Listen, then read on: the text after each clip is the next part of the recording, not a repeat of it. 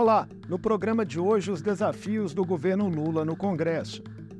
Quais as perspectivas para as novas etapas da reforma tributária e outros temas da agenda econômica priorizada pelo Planalto? O diálogo com as presidências da Câmara e do Senado, a relação com as forças do Centrão e os embates com a oposição. E ainda, as pautas e negociações que interessam a Minas Gerais, em Brasília. Tudo isso do ponto de vista do PT. Está conosco o deputado federal mineiro e líder da bancada do partido na Câmara, Odair Cunha. Bem-vindo, deputado. Um prazer recebê-lo no mundo político após um longo tempo que o senhor não estava com a gente. Eu que agradeço a oportunidade de estar aqui. Muito obrigado. Deputado, o senhor é um deputado experiente de 6 mandatos e assumiu recentemente a liderança do PT na Câmara em um ano que é muito importante para o governo Lula. Estão no radar a nova etapa da reforma tributária, focada em renda, desdobramentos também da regulamentação relativa ao consumo e medidas para aumentar a arrecadação. Há otimismo em relação ao avanço dessas pautas, mesmo com lobbies contrários podendo se manifestar? O desdobramento da pauta da reforma tributária no que diz respeito ao consumo é um mandamento constitucional agora. Nós temos obrigação de votar esses temas. Eu acredito que todo o diálogo havido na Câmara dos Deputados, neste primeiro momento, no que diz respeito à reforma tributária do consumo, ficou evidente que é um tema que interessa ao governo do presidente Lula, mas interessa à sociedade como um todo. Então eu não vejo problemas importantes ou intransponíveis para que nós venhamos a dar conta desta votação neste primeiro ou mesmo no segundo semestre ainda desse ano. A parte de renda é mais difícil? É um tema novo, mas necessário. Se nós queremos diminuir a desigualdade social no Brasil, é fundamental que a gente diminua a tributação em cima daqueles que ganham menos. Por isso é preciso ampliar a faixa de isenção do imposto de renda. Para que isso ocorra, nós precisamos tributar o patrimônio e a renda daqueles que ganham muito. E tem um prazo para esse projeto chegar ao Congresso também. Exatamente. Ainda no primeiro trimestre desse ano, o governo precisa enviar um projeto para a Câmara e nós vamos iniciar esse debate. Vocês esperam muita resistência nesse tema? Sempre há resistência porque quem não paga nada hoje e ganha muito, obviamente não vai querer pagar. Nós votamos na Câmara dos Deputados, por exemplo, a tributação dos dividendos. Este projeto encontra-se parado no Senado Federal. E, obviamente, o presidente Rodrigo Pacheco não colocou o projeto, um dos motivos que ele não colocou o projeto para ser votado, é porque ele não tem apoio da maioria dos senadores da República ainda. Ou seja, é preciso haver toda uma movimentação no debate nacional em torno de assuntos como este. Na medida provisória que reonerava a folha de pagamento de empresas de 17 setores da economia, deputado, houve ali um recuo do presidente Lula, com a revogação, e o Planalto deve enviar agora uma nova proposta, um projeto de lei. Que tipo de compensações podem ser feitas nesse caso? Primeiro, o acordo central foi de que nós vamos debater este assunto da reoneração da folha de pagamento, levando em conta o modelo. Ou seja, ao invés de nós discutirmos uma medida provisória, nós vamos discutir um projeto de lei, sem, então, eficácia imediata. Ganharam os setores econômicos, eles ganharam mais tempo. Mas é claro que essa situação de reoneração, a zona de transição desse tema deve ser um alongamento da transição. Ou seja, a reoneração ela não vai ser 100% no mesmo ano. Nós vamos ter um prazo de transição maior. Eu acredito que o ponto de acordo será o prazo de transição. Entidades de prefeitos têm protestado contra a manutenção do trecho da medida provisória que estabelece a reoneração da folha das prefeituras. Isso não pode causar problemas aos deputados governistas em suas bases? Primeiro, preciso dizer que essa reoneração dos municípios, é preciso dizer que os municípios, neste caso, os seus servidores se aposentam pelo regime geral. Se você e eu, que vamos nos aposentar pelo regime geral, pagamos, por que que o servidor público lá do município, o município não vai contribuir para que este servidor ele aposente no regime geral? Então, há uma distorção na regra. Se nós não queremos fazer uma nova reforma da Previdência do regime geral, nós precisamos enfrentar este tema. Porque se o município não paga, alguém vai pagar. E quem vai pagar é a sociedade brasileira, são os impostos. Então, é preciso fazer um debate sobre a regra de transição, mas eu não vejo forma de você não fazer com que os municípios paguem a cota patronal em algum espaço de tempo. Claro, podemos estabelecer uma regra de transição também para os municípios. Se nós vamos dar para as entidades privadas, por que nós não vamos dar para os municípios? Devemos dar. Isso pode ser conversado, ainda ajustado do ponto de vista legal? Isso com certeza vai ser conversado, é ponto de debate. Até porque, Marco Antônio, é preciso a gente ter clareza que se o município não paga, quando você tem no município um regime próprio, é claro que os prefeitos, então, vão todos migrar do regime próprio para o regime geral. Porque no regime próprio, o servidor fica às expensas do município.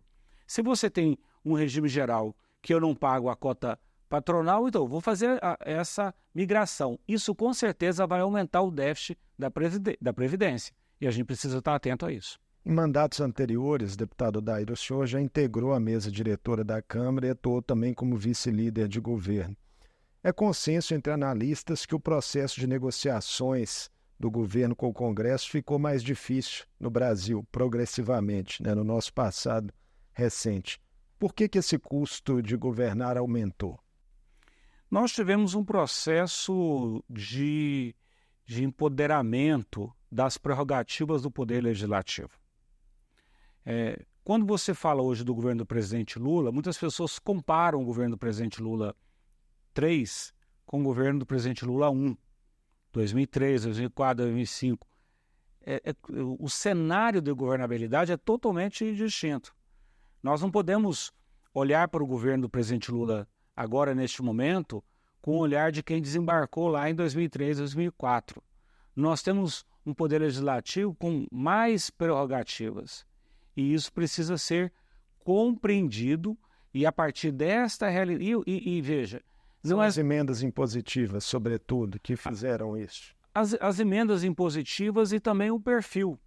Nós temos hoje parlamentares mais militantes do que nós tínhamos no passado, mas eu diria mais apaixonados, agarrados às suas teses ideológicas, totalmente diferente de outros momentos que nós vivemos no passado recente. Então, tem o crescimento do Centrão também, né, deputado? Tem um crescimento do Centrão, mas tem também um crescimento, na minha opinião, mais aprofundado da extrema-direita no Congresso.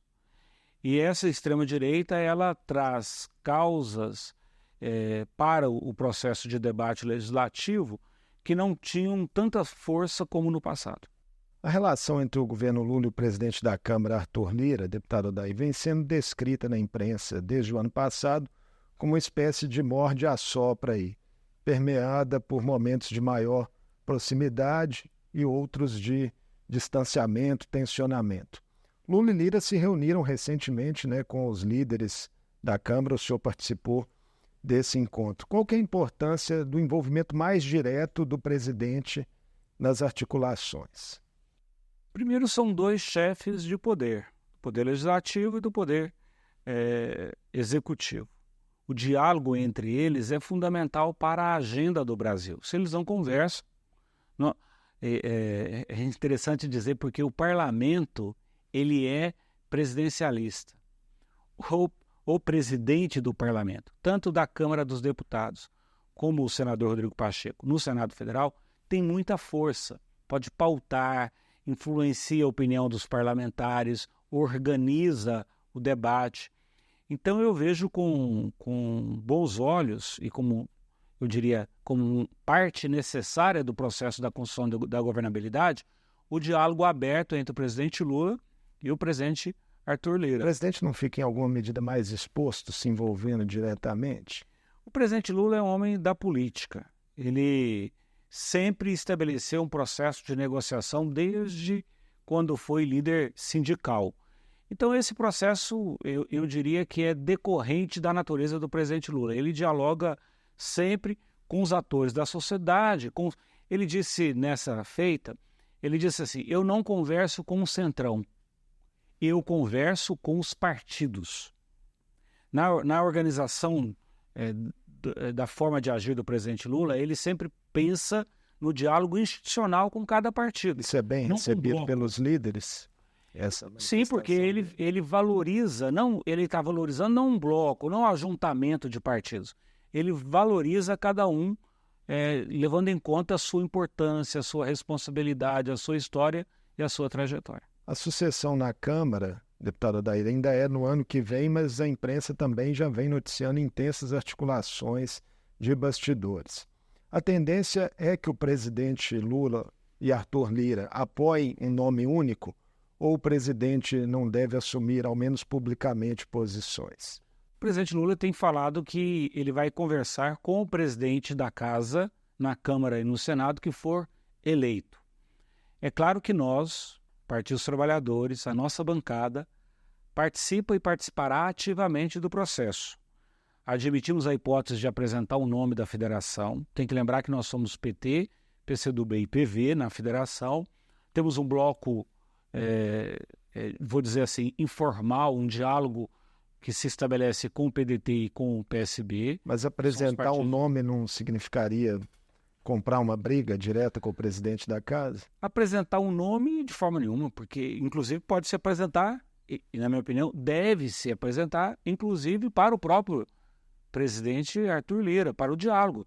Nós fomos uma força política na Casa Legislativa que apoiou o presidente Arthur Lira neste momento, na sua eleição, nessa legislatura. É natural que a gente mantenha o diálogo. Agora é importante dizer também que quando se elege a mesa diretora de um poder legislativo, se está estabelecendo um pacto de organização, um pacto de funcionamento das casas legislativas.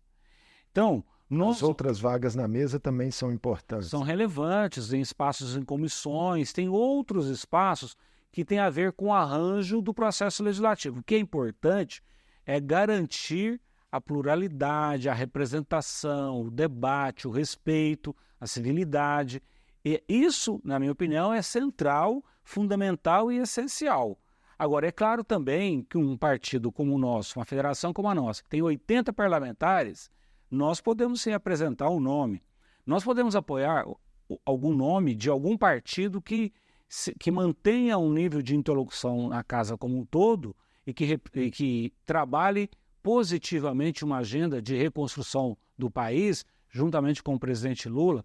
Ou seja, em que pese é fato que há muito diálogo, muita interação, mas o processo ainda está longe. A Câmara discute nesse momento, a composição das suas comissões, da presidência das comissões. Do ponto de vista do PT, o que é mais essencial? Por exemplo, CCJ é um objetivo tentar retomar um controle ali? Nós tivemos a presidência da CCJ no ano passado, 2023. O acordo que nós estabelecemos entre os partidos maiores da Casa é um acordo de rodízio, portanto, não cabe ao Partido dos Trabalhadores, nesse momento, 2024, a indicação do presidente da CCJ. Nós queremos que haja um presidente de algum desses maiores partidos que respeite as regras democráticas, que respeite a civilidade, que respeite o regimento. Nós queremos e vamos nos pautar por isso. Não me parece um aliado, um partido aliado. Não necessariamente, precisa ser um partido que respeite as regras de funcionamento da casa. Vou dizer objetivamente, o PL não é um partido aliado, mas no nosso acordo de conformação do bloco majoritário da casa, caberá ao PL em algum momento a presidência da CCJ. E esse vai ser o ano de 2024 ou não, é o debate que nós estamos fazendo. Agora, seja do PL ou de qualquer partido, precisa respeitar o regimento, as regras democráticas, o princípio do contraditório na casa, a pluralidade. Já estamos entrando aí em março, né? O senhor acredita que resolva rápido esse desenho das comissões? Eu acredito que a semana que vem será uma semana decisiva para nós fecharmos um acordo de entendimento sobre o funcionamento da casa e logo nesta semana ou na outra a gente ter funcionamento pleno das comissões. Deputado Odair, também chamou atenção recentemente o fato de deputados de partidos como do União Brasil, PSD, Republicanos e PP, que estão na base, terem assinado um pedido de impeachment contra o presidente Lula, que foi protocolado pela deputada Carla Zambelli, sob o argumento do presidente ter comparado as mortes na faixa de Gaza ao Holocausto. Foi o que ela colocou ali no pedido dela. Esses parlamentares serão retaliados de alguma forma pelo governo? Primeiro dizer que o presidente Lula comparou Netanyahu com Hitler. Ele não comparou o sofrimento e dor dos povos. Segundo, é preciso dizer também que nós temos clareza que quem assina um pedido de impeachment está dizendo que esse governo não deve continuar. Portanto, esta pessoa não deve participar do processo de governabilidade. E é isso que o Colégio de Líderes da base tem dialogado com o nosso líder José Guimarães, que é o líder do governo na casa. Não é retaliação, é a opção que o parlamentar fez ao tomar esta postura. Surpreendeu negativamente vocês, líderes, essa postura ou já era esperado em alguns casos? Já era esperado. Sempre você nunca tem uma opinião única dentro dos partidos da casa. É sempre um processo, tanto você tem tendências majoritárias e a tendência majoritária dos partidos, amplamente majoritária, é de apoio às medidas que o presidente Lula tem proposto naquele colegiado legislativo. Vamos falar agora, aproveitando a presença do senhor aqui, também do diálogo federativo da União com Minas Gerais. Estão em curso, deputado Odair, as tratativas, que envolvem a renegociação da dívida de Minas com a União, a partir aí de uma proposta alternativa ao regime de recuperação fiscal, que foi apresentada pelo senador Rodrigo Pacheco, também pelo presidente aqui da Assembleia, Tadeu Martins Leite. Como é que o senhor está vendo as perspectivas de avanço desse tema em um contexto em que o presidente Lula e o governador Romeu Zema não são tão próximos, e trocam aí algumas alfinetadas públicas com certa constância? Primeiro é preciso dizer que o governador Romeu Zema faz 5 anos que ele regularizou o fluxo orçamentário financeiro do Estado com dinheiro da União. A regularização desse fluxo financeiro só ocorreu porque ele não paga a dívida com a União, graças a uma decisão liminar concedida pelo Supremo Tribunal Federal lá em novembro de 2018, e a partir daí, essa decisão do Supremo, sem haver a renegociação da dívida... O senhor era secretário de governo. Eu era secretário de governo nessa época, ainda no governo do governador Fernando Pimentel, houve a suspensão do pagamento da dívida logo no final daquele governo. De lá para cá, o governador Zema não paga a dívida com a União. Portanto, ele governa com dinheiro público da União. Agora, é claro que nós não queremos o quanto pior, melhor. Nós não queremos estabelecer uma situação falimentar para o Estado de Minas Gerais. Por isso, se nós estamos propondo, se o governo do presidente Lula propõe um desenrola para as pessoas jurídicas, tá? Para sair agora para as micro e pequenas empresas, faça um programa de desenrola para as pessoas físicas, com uma alta adesão na sociedade. Por que nós não haveríamos de fazer um desenrola para os entes federados? Porque é disso que nós estamos falando. Inclusive a solução que for dada a Minas Gerais, quem está envolvido na negociação diz que pode ser replicada para outros estados. Deve ser. A União não pode fazer um projeto de lei só para o estado de Minas Gerais. Nós temos que fazer um desenrola para os entes federados. E a preocupação do senador Rodrigo Pacheco, do presidente Tadeu Leite, foi exatamente olhar para este regime de recuperação fiscal que o governador tentava aprovar aqui na Assembleia e ter validado lá na Secretaria do Tesouro Nacional, era empurrar a dívida para frente. Não resolve o problema. O que nós queremos é um desenrola que resolva o problema. Por isso, essas tratativas são positivas, devidas e necessárias. Eu queria, só para registrar também, que é lamentável que o governador Romeu Zema, por exemplo, vá no ato, lá na Paulista. Esteve lá ao lado do Malafaia, que atacou de frente e em alto e bom som o Supremo Tribunal Federal. Se o governador Romeu Zema deve palmas e agradecimento a uma instituição da República neste momento, é ao Supremo Tribunal Federal, que permitiu que ele não pagasse a dívida com a União até hoje. Zema e Lula precisariam conversar mais para isso sair efetivamente do papel? Não precisa de conversa de amizade, precisa de diálogo e respeito institucional. Quando o governador vai num ato em que o Malafaia ataca o Supremo Tribunal Federal, na minha opinião, ele endossa um movimento que é contra uma instituição que tem ajudado o nosso Estado, o que eu acho lamentável. Sobre esse ato, Bolsonaro conseguiu ainda arregimentar muita gente nas ruas, mesmo estando inelegível e na mira do inquérito dos atos golpistas. E pesquisas têm mostrado também que o governo Lula não tem conseguido arrefecer significativamente a polarização na sociedade até aqui. Como é que essa resiliência do bolsonarismo é vista no PT, deputado? É parte de um processo que ocorre no mundo. Na Argentina, com Milei, com Trump nos Estados Unidos da América. Esse é um processo de polarização que ocorre no Brasil e ocorre em outros países do mundo. Na minha opinião, nós precisamos de mais informação, combate a mentiras, às fake news, um diálogo mais franco e aberto com a sociedade. O governo do presidente Lula aprofunda as suas políticas, retomou no ano passado políticas importantes para melhorar a vida das pessoas e precisa avançar mais. Na medida em que o governo avança e a vida das pessoas melhora e as pessoas têm clareza dos programas e projetos do governo do presidente Lula, isso, na minha opinião, dará a solidez necessária para que o governo continue sendo bem aprovado. Vamos falar de eleições municipais, que para muitos analistas podem ser um termômetro dessa polarização.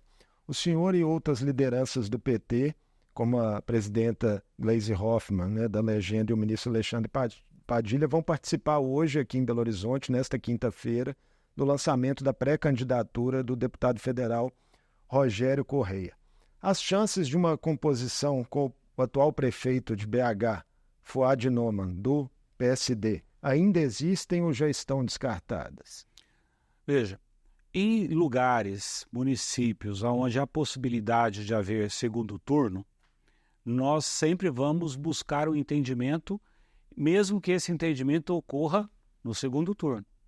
É natural que os partidos apresentem suas propostas, seu projeto e seu programa.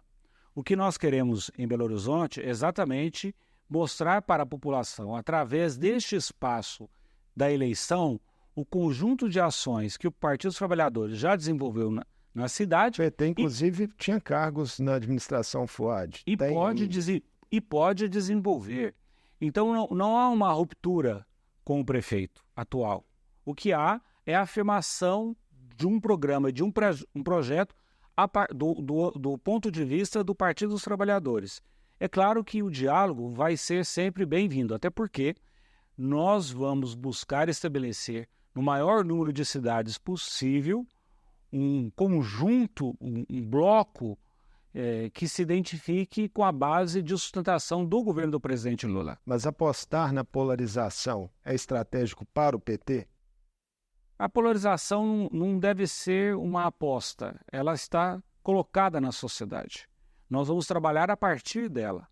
É claro que o cidadão, ao decidir a sua cidade, uma parte vai decidir segundo os seus valores, suas crenças, sua visão de mundo.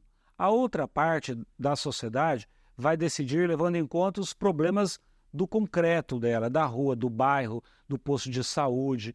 Ou seja, vai ser sempre um movimento que nós vamos ter que apresentar posições que levam em conta as duas formas do eleitor decidir. Olhando para o cenário estadual, deputado Adair, o PT voltou a comandar em 2020 as prefeituras de Contagem e de Juiz de Fora, mas teve ali um resultado geral muito ruim naquelas eleições em Minas, né, fazendo apenas 28 prefeitos. Estando agora no comando do governo federal, qual que é a meta que vocês estão traçando para esse ano? O Partido dos Trabalhadores foi violentamente atacado, alvo de mentiras, de fake news, ao longo dessa última década. Nós retomamos um processo de diálogo com a sociedade. Portanto, vamos ampliar o número de candidaturas para aprofundar esse diálogo. E eu tenho certeza que o resultado desse diálogo será a eleição de mais vereadores, mais vereadoras, mais prefeitos e mais prefeitas do Partido dos Trabalhadores e do campo de apoio ao governo do presidente Lula. Obrigado por essa conversa conosco aqui no Mundo Político, deputado Adair, e que o senhor não demore tanto dessa vez para voltar ao programa. É uma alegria estar aqui com vocês. Muito obrigado. Eu conversei com o deputado federal mineiro Odair Cunha, líder do PT na Câmara. Falamos sobre as perspectivas de avanço das pautas econômicas no Congresso, as negociações do Planalto com o Centrão e as disputas com a oposição. E ainda da interlocução entre Minas Gerais e a União e dos planos do PT para as eleições municipais no Estado. O Mundo Político fica por aqui. Obrigado por nos acompanhar e até o próximo programa.